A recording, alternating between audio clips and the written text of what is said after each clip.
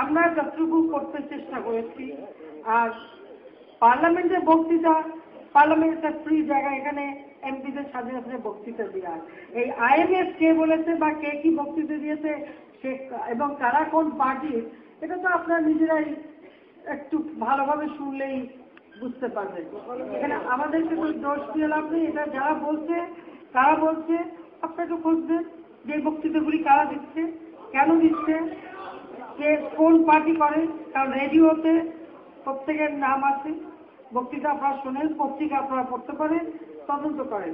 আরো কতগুলি বিষয়, সেটা হলো তদন্ত করলেই সব সত্য বের হয়ে যাবে। আমি একটা অনুরোধ করব,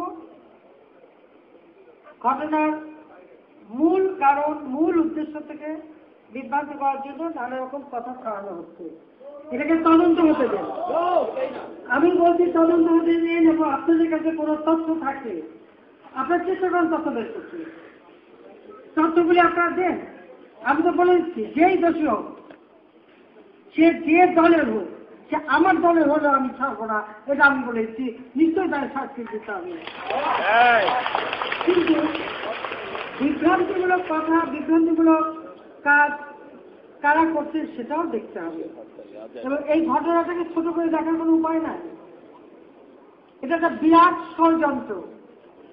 আর জামান যেটা বলেছে যে একটা ঘটনা বিজয়ের ঘটে গেছে, আপনারা নিশ্চয়ই এমন কোনো কর্মকাণ্ড করবেন না যে সেনাবাহিনীদের উপরে আবার এরকম কিছু হয় বা ধ্বংস হয়। কাজে আপনাদের ধৈর্য ধরতে হবে আর তদন্ত করে দেখতে হবে এবং প্রত্যেকটা তদন্ত করে বের করতে হবে কারা এর পিছনে, কারা উৎসাহ জুগিয়েছে, কারা ঘটনা ঘটিয়েছে। আর এত দুঃসাহস প্রত্যেকে হলো যে এতগুলি অফিসার মেরে ফেলে দেবে, এবং এরা কিভাবে হলো, প্রত্যেকটা জিনিসের তদন্ত করতে হবে। আমি তো আগেই বললাম যে আমি আন্তর্জাতিকভাবে সাহায্য পেয়েছি। আপনাদের এখানে আসার আগে আমি আমার দেশে না, আন্তর্জাতিকভাবেও আমি সহযোগিতা নিয়ে এটা অবশ্যই তদন্ত করে এই জঘন্য ঘটনার যাতে বিচার হয় আমরা সে ব্যবস্থা করব। কিন্তু এখানে আপনাদের সহযোগিতা লাগবে। আপনাদের কাছে সঠিক তথ্য থাকলে এই একটা বলে দিব, একটা বলে দিব, এটা দিয়ে উত্তর দিতে হলে চলবে না। সঠিক তথ্য বের করার জন্য প্রত্যেককে, কারণ সবাই আত্মীয় স্বজন আছে, পরিচিতি আছে, আপনারা দরকার সাহায্য করেন না, তথ্যগুলি দেন, আমরা দেখেন, আমরা ব্যবস্থা করব, অবশ্যই করব। আর দেশ থেকে বলবে বলেন। মাননীয় প্রধানমন্ত্রী, আমরা প্লিজ অফিসের আমরা একটু ঠান্ডা মাথায় আসি। আমরা অনেক বলছি, অনেক পয়েন্ট আমাদের আসবে। আমি এখন পয়েন্টে আসছি যে মাননীয় প্রধানমন্ত্রী,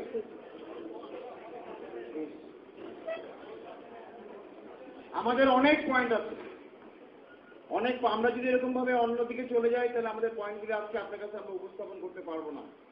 আমরা একটি ডিসিপ্লিন ফোর্স, আমরা ডিসিপ্লিনে থেকে আপনাকে পয়েন্টগুলি জানতে চাই এবং ল অফ দ্য ল্যান্ড অনুযায়ী আমরা কাজ করতে চাই।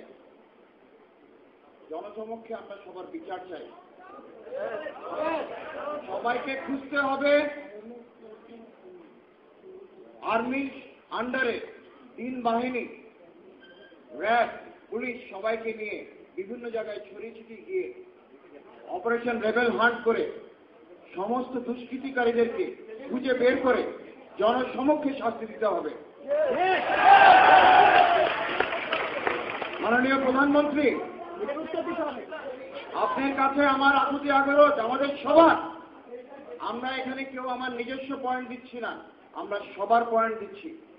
আপনি আজকে এখান থেকে আদেশ দিয়ে দেন যে অপারেশন রেবেল হান্ট শুরু হোক।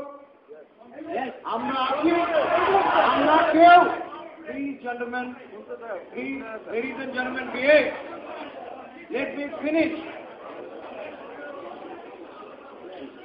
আমরা চাই আপনি আমাদেরকে এখান থেকে আদেশ দেন। আমরা আপনার আদেশে দেশের সমস্ত আইন মেনে রেখে আমরা সবাইকে খুঁজে বের করতে চাই। দোষী যে বিডিআর এর সদস্য হোক, বিডিআর বাহিরের কেউ হোক, তাদেরকে বেশ করে, রাজনীতিবিদ হোক, যে দলেরই হোক না কেন, সবাইকে খুঁজে বের করতে চাই এবং এক এক করে এমন ভাবে আমরা এই অপারেশনটা করতে চাই যাতে দেশের ইতিহাসে ভবিষ্যতে কেউ কোনোদিন যেন সাহস না করে যে আমরা বিদ্রোহ ঘোষণা করব।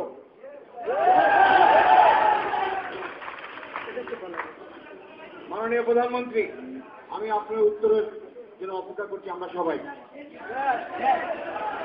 দেখুন, ইতিমধ্যে কিন্তু আমরা এই ব্যাপারে পদক্ষেপ নিয়েছি। মাননীয় প্রধানমন্ত্রী, আমাদের সকল অফিসারদের আপনার কাছে একটাই আগতি আরজ যে আমরা আজকে আপনার কাছ থেকে এখান থেকে এক্সপ্লিসিট অর্ডার চাচ্ছি না। অ্যাজ এ ডিফেন্স মিনিস্টার আপনি আমাদের মা। ডিফেন্সের সবকিছু একটা নিয়ম থাকে। আমরা 24 ঘন্টার সময় দিয়েছি তাদেরকে সারেন্ডার করতে। এই 24 ঘন্টা পার হওয়ার সাথে সাথেই তাদের বিরুদ্ধে তাদের অভিযান শুরু হয়ে যাবে। এটা কিন্তু সঙ্গে সঙ্গে এটা সময়টা দিতে হয়। আপনারা ডিসিপ্লিন করছেন, এটা মনে রাখতে হবে। 24 ঘন্টার সময় দেওয়া হয়েছে, সমস্ত রেডিও টেলিভিশনে অ্যানাউন্স করে দেওয়া হয়েছে যে প্রত্যেকে যারা পালিয়ে গেছে তারা এসে সারেন্ডার করবে। আর 24 ঘন্টা পার হবার পরেই কিন্তু তাদের বিরুদ্ধে সার্চ করা শুরু হয়ে যাবে। আবার এটা সঙ্গে সঙ্গে যাবে। সেনাবাহিনী প্রধান আছে, বিমান বাহিনী প্রধান আছে, নৌবাহিনী প্রধান আছে, তাদেরকে নিয়ে বসে এটা অফিসিয়াল অর্ডার আমরা করে দেবো। মাননীয় প্রধানমন্ত্রী, আপনাকে ধন্যবাদ যে আপনি আমাদের কথাটা বুঝতে পেরেছেন। বাট আমাদের রিকোয়ারমেন্ট মাননীয় প্রধানমন্ত্রী, আমরা যা চেয়েছি সেটা হচ্ছে আমরা অতি শীঘ্র বলতে মাননীয় প্রধানমন্ত্রী আমরা আজকের থেকে আদেশ চাচ্ছি যে আমরা নেমে যেতে চাই। আমরা যুদ্ধ করি, যুদ্ধে আমাদের প্রথম দরকার হচ্ছে কি ইন্টেলিজেন্স কি।